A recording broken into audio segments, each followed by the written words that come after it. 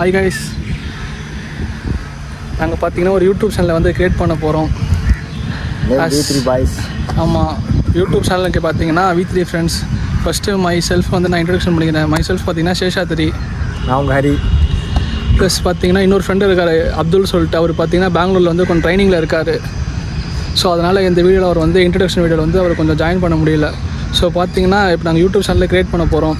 So இந்தமாரி நாங்கள் விலாக்லாம் போடலான்னு சொல்லிட்டு ஒரு ஐடியாவில் இருக்கோம். ஸோ நாங்கள் ஒரு 3 மெம்பர்ஸ் சேர்ந்து. ஸோ உங்களால் சப்போர்ட் எங்களுக்கு கொஞ்சம் பண்ணுங்கள்.